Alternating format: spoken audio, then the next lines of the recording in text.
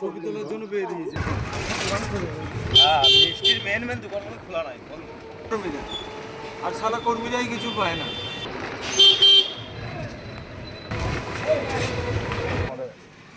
মিষ্টি নিতে গেছে, বড় বড় থাকাতে না।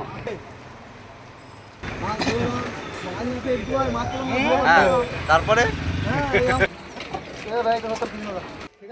আমাদের টিমগুলো সব এসেছে চায়ের দোকানে।